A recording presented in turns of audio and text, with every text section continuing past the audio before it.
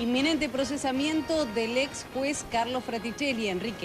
Ratificaron la condena a Fraticelli y a su esposa.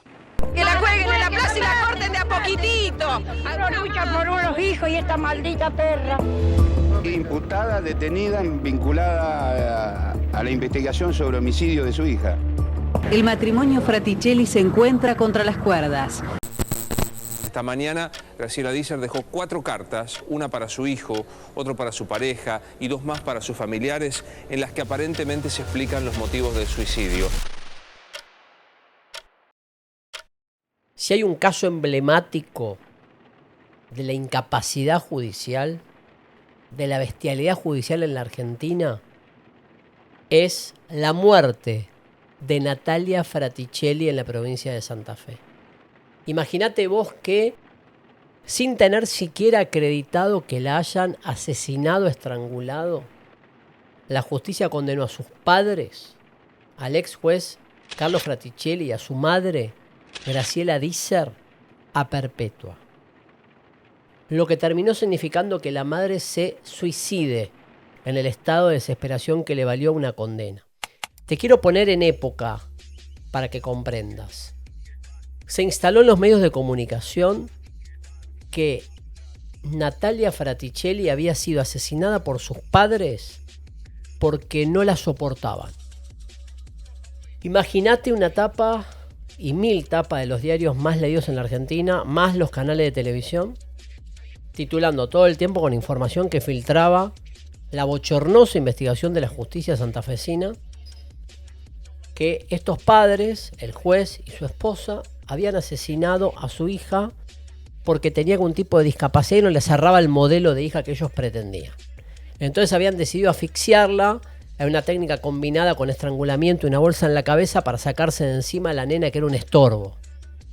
Imagínate lo que significaba ese título.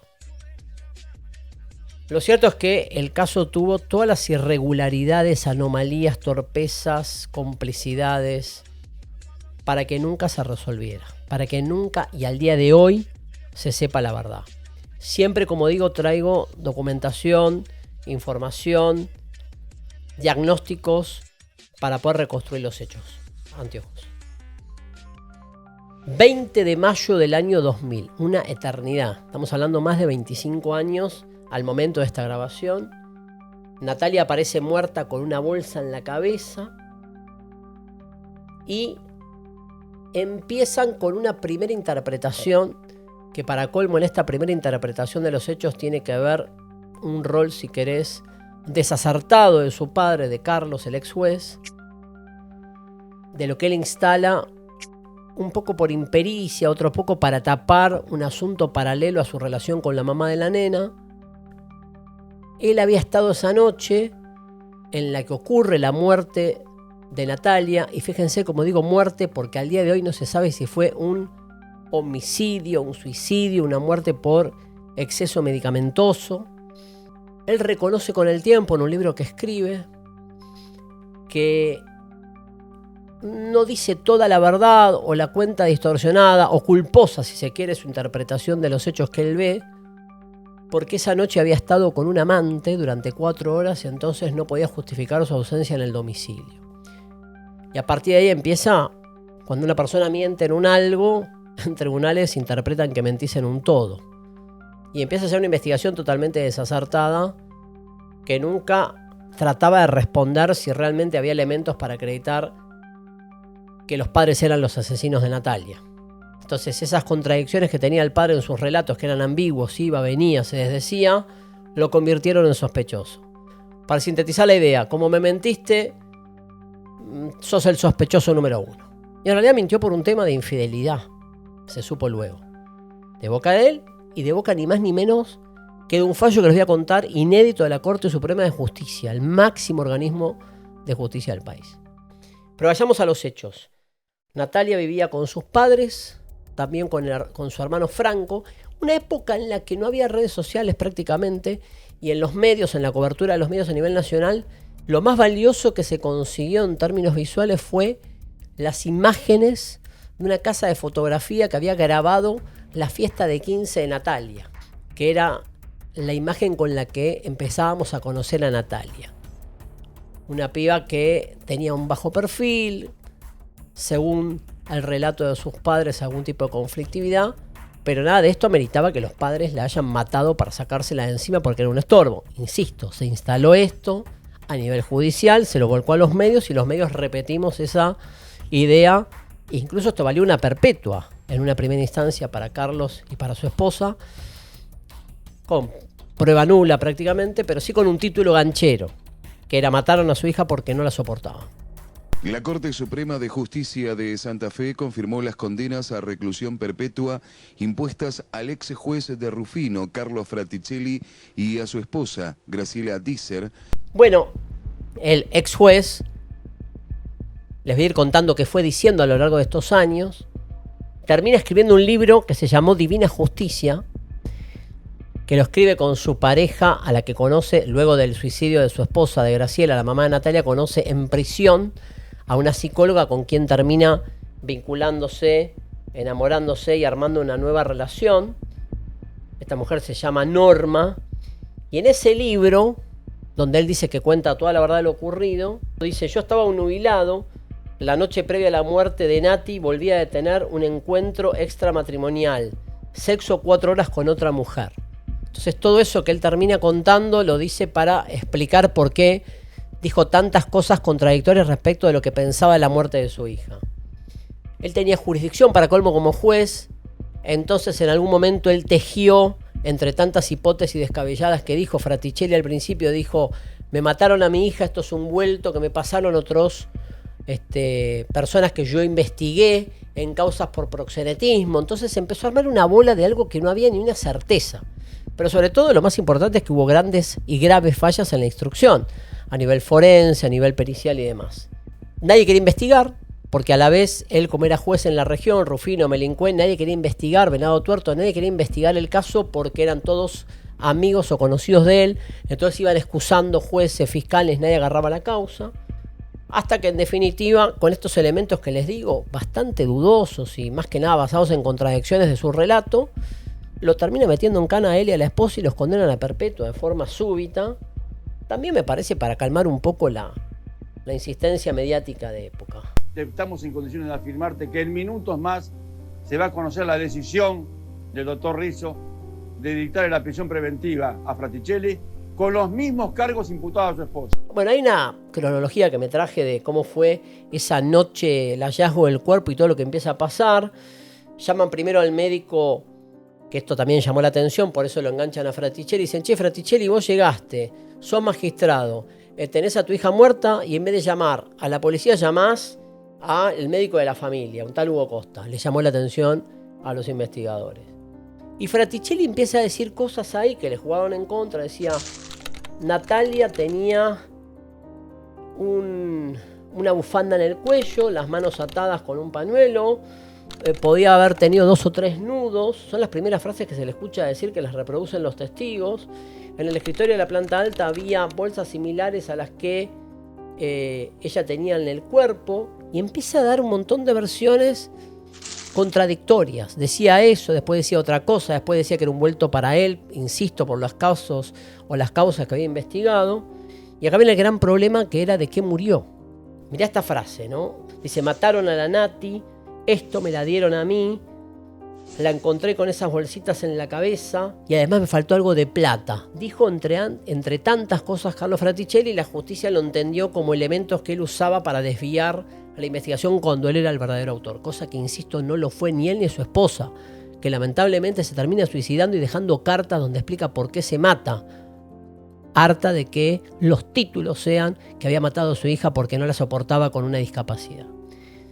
Bien, empieza el quilombo de la data de muerte, las causas de muerte, lo más importante, donde había que haber laburado de verdad. Un médico dice: la estrangularon. Va el forense y dice: tiene equimosis en el cuello y marca de 3 dedos. Entonces la ahorcaron y le quebraron el hueso ioides, y esto demuestra que se trató de un crimen. Y después termina diciendo otro especialista, dice: no, esa rotura del hueso ioides es más compatible con un error típico que se hace en las autopsias como parte del mecanismo de la operación de autopsia. Se pudo haber roto ahí, con lo cual ni siquiera tenían probado si la habían estrangulado y si el hueso hioides se les había roto por error en la autopsia. Así todos los condenaron a perpetua, sin saber la causa de muerte. No existe ninguna posibilidad de que esto sea real. Vos para condenar a alguien tenés que decir, te condeno porque hiciste tal cosa. Acá no lo podían saber ni reconstruir que era una muerte violenta. Porque uno dijo, puede ser un error técnico en la autopsia, esa lesión que presentaba en el cuello, y no un estrangulamiento. Amplíen. En este momento, la Cámara Penal de acá de Rosario ha mandado al Poder Judicial de la Nación, ha mandado la misma documental que se me mandó a mí. Bien, el juez Rizzo, que fue el que agarró la causa, también cuestionado, los termina condenando, como dije, a perpetua. Bueno, a él lo destituyen, obviamente, a Fraticelli para poder juzgarlo y condenarlo. Sometiendo a enjuiciamiento al señor juez de primera instancia de distrito en lo penal de instrucción y correccional de Rufino, doctor Carlos Andrés Fraticelli. En 2006 se anula la condena en un primer fallo de la Corte Nacional. En 2009 la Cámara de Venado Tuerto, todos se apartaban, nadie quería agarrar porque eran todos conocidos de Fraticelli. Dice, no, la verdad que hay que revocar la condena directamente y absolver. La Corte Suprema demandó que se revisara la sentencia y justamente la justicia de Venado Tuerto no encontró elementos suficientes como para ratificarla y ambos fueron liberados. Se ha demostrado la inocencia, o sea, se ha logrado la absolución. En 9 años de haber sufrido la más terrible de las injusticias, he podido demostrar mi inocencia, o sea, es lo que sostuve siempre, pagué con la cárcel siendo inocente y por haber dicho la verdad. Hasta que en 2016 la causa le vuelve a la Corte y la Corte termina diciendo, es un papelón todo lo que pasó en estos 16 años, nadie puede ni siquiera explicar qué pasó con Natalia. La causa fue tan papelonesca que hoy, después de 25 años, no sabemos si la mataron, si se suicidó, si se murió por exceso medicamentoso. No lo sabemos, no se va a saber nunca, por lo mal que se trabajó. Y dejo como reflexión algunas cuestiones, ¿no?, que tienen que ver con una frase que dijo la madre, que marca un poco el desastre que te causa una investigación judicial mal hecha. Escucha esto. Dijo Graciela Dícer, la mamá de Natalia, 2 días después de la muerte de la nena, y nadie la escuchó, ¿no? Porque estaba todo direccionado a meterlos en cana y llevarse el título de la gloria, que era que el padre juez y la esposa habían matado a la hija porque no les gustaba como era. Alrededor de las 9 de la noche del viernes, Natalia me preguntó si tenía salchichas. Quería comerlas con arroz. Mientras le preparaba la cena, se sentó en el mesón a mi lado y me dijo que no se arrepentía de no haber ido a la reunión que tenía en una casa con amigas y prefirió quedarse con su madre. Terminamos de cenar como a las 9:15. Me ayudó a lavar los platos y ordenamos todo. Mientras mirábamos Videomatch, mira la época, me dijo, vamos a ver también Buenos Vecinos, que me gusta. Le di la medicación que tomaba. A las 11 menos 20 me dijo que tenía sueños, se quedó dormida, le di un beso, apagué el televisor. Fui a mi dormitorio y me puse a rezar el rosario. Todo esto dice Graciela Dícer 48 horas después y lo toman como un acto de mendacidad. También me dormí, no escuché en qué momento llegó mi marido. A las 7 menos cuarto él se levantó para ir al baño y se volvió a acostar. Me desperté a las 8:20 y busqué la medicación de Natalia. La llevó arriba, la medicación, y ella ve ahí a la hija que estaba con una bolsa de nylon en la cabeza hasta el mentón, que no le llegaba a cubrir la totalidad del cuello. Y empecé a gritar, dijo Graciela, Carlos, Carlos, mirá lo que le pasó a la Nati. Entre los dos le sacamos la bolsa de la cabeza. Vemos que tenía un pañuelo en su muñeca y Carlos se lo saca, pero fácilmente porque estaba como suelto. Cuando él estaba llamando al médico por teléfono, yo le grito, está calentita, está viva, está viva. Me abrazo a ella, la tapo hasta los hombros y le acomodo los pies, ya que era su costumbre dormir sacando los pies por debajo de la colcha. Esto que cuenta la madre, para los investigadores de la primera época fue tomado como un acto casi de confesión, cuando en realidad era una descripción de los hechos de haber encontrado a su hija con esta particularidad.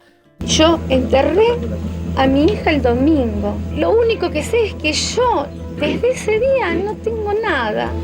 Dejo este interrogante 25 años después, tomando datos que me parecen centrales, que nunca fueron investigados con seriedad. Pero escuchá, después te voy a contar qué me pasó a mí cubriendo este caso hace 25 años.